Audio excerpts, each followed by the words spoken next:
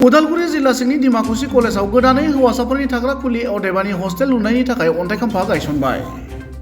डिमाकुसि कलेजनि फारफ्रोमबो बिथिंनि जौगानायखौ नोजोर होनानै पानेरि विधानसभा बियाबनि एमएलए अदेबानि आसाम आयेन आफादनि बुंथिगिरि मानगोनां बिश्वजित दैमारी बिथाङा दिनै फुंबिलि समाव मोनसे गोथार हाबाफारिनि गेजेरजों डिमाकुसि कलेजाव 1 कौटि रांनि बाजेटजों हस्टेल लुनायनि थाखाय अन्थाइ खाम्फाखौ गायसनजेनो। अन्थाइ खाम्फा गायसननाय दिनैनि गोथार हाबाफारियाव आसाम आयेन आफादनि मानगोनां बुंथिगिरि बिश्वजित दैमारी बिथांजों लोगोसे डिमाकुसि कलेजनि गोरायुं, कलेज सामलाय आफादनि बिबानगिरिफोर, कलेजनि फरायसा फरायसुलिफोरजों लोगोसे ओनसोलनि मानगोनां सुबुंफोरा बाहागो लादोंमोन। गुबुन फारसेथिं डिमाकुसि कलेजनि हस्टेल लुनायनि अन्थाइ खाम्फा गायसननायनि सोमोन्दै आसाम आयेन आफादनि मानगोनां बुंथिगिरि बिश्वजित दैमारी आरो डिमाकुसि कलेजनि गोरायुं बिथाङा खौरांगिरिनि सिगाङाव ओरैबायदि फोरमायो। दिनै फरायसाफोरनि हस्टेल खुलिबाय कलेजावहाय खोब गिदिर मोनसे हाबाफारि होनना बुंनांगोन फरायसाफोरनि थाखाय आरो डिमाकुसिनि थाखाय मा बुंगोन सार?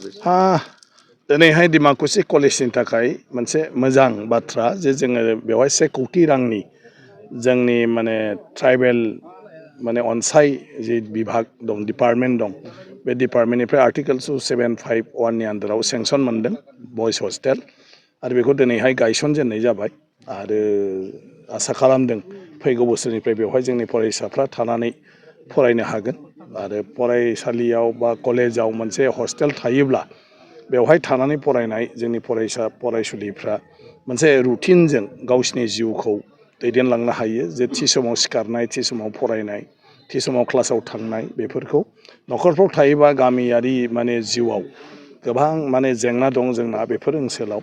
ओंखायनो बेबायदि मोनसे हस्टेल जादेरोब्ला हस्टेलाव थादेरनानै फरायनो हायोब्ला मोनसे जिथु एकाडेमिक माने एनभायरनमेन्ट सोलोंथाइनि जिथु आबहावा बे आबहावाखौ मोननो हायो आरो बेफोरनिफ्राय गुबुन फरायसाफ्राबो गोबां बाथ्राफोरखौ सोलोंनो हायो। गतिके आं मिजिंथिदों बे हस्टेला जाखांनायनि उनाव डिमाकुसिनि जिथु कलेज बे कलेजाव सोलोंथाइनि जिथु मोनसे आबहावा बे आबहावाया आरो साबसिन माने महर लागोन आरो।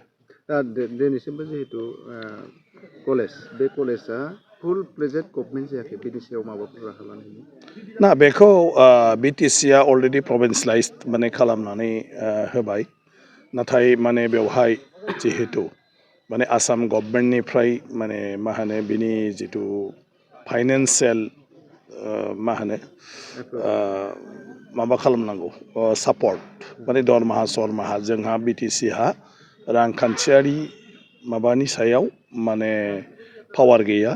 जोंहा माने एप्रुभेल लानांगौ स्टेट गभर्नमेन्टनि आरो स्टेट गभर्नमेन्टनि बे फाइनान्सियेल एप्रुभेला फाइनान्सियेल कनकारेन्सआ जाथ'वाखै आरो बे कनकारेन्स जायोब्लानो आं सानो बेनि प्रभिन्सियेलाइजेसननि उनाव जि जेंना जाथ'बाय थादों बे जेंनाया जोबगोन। बेखौ दा बिथांमोनहा नांगासिनो दङ आरो आसाम गभर्नमेन्टनिफ्रायबो माने सोलोंथाइ बिभागा बेखौ नायगासिनो दङ। फरायसाफोरनि थाखाय हस्टेल बेयाव लुफुंनो थाखाय अन्थाइ खाम्फा गायबाय, बेसेबां गोजोननाय दं प्रिन्सिपाल हिसाबै? आं प्रिन्सिपाल हिसाबै खुब भाग्यबान होननानै सानदों। गोदान कलेजआ प्रभिन्सियेलाइज जानायनि उनावनो आसामनि आयेन आफादनि बुंथिगिरिया डिमाकुसिनि कलेजनि थाखाय बयस हस्टेल जि अन्थाइ खाम्फा गायसनबाय, बे गायसननाया जोंनि सारा डिमाकुसि ओनसोलनि थाखाय जोबोद गोजोनथाव। जोंनि डिमाकुसि ओनसोलखौ जों मिन्थिखायो, दैमा दैसा बिदिनो गोजान गोजाननिफ्राय हान्थिनानै स्टुडेन्टफ्रा स्कुलाव फैयो। दैज्लांनि समाव बिसोरो माब्लाबा क्लासाव एबसेन्ट जायो। दा बैफोरबादि स्टुडेन्टआ बे हस्टेलाव थानानै मोजाङै शिक्षा लाभ खालामनो हागोन, आं बेनि सायाव फोथायनाय थाबाय।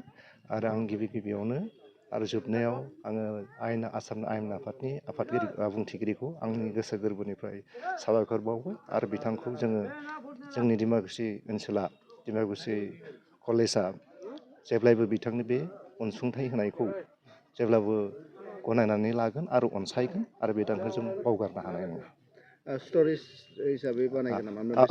मोननै स्टरि थागोन। ओमफ्राय मोनबेसे रुम? ओरैनो बेयाव 12था रुम थागोन। औ। उननि खेबावहाय माबाफोर फरायसुलिनि थाखायबो बिथाङा बुंदों, फरायसुलिनि थाखायबो बेबायदि मोनसे एखे रोखोमनिनो हस्टेल फैगोन।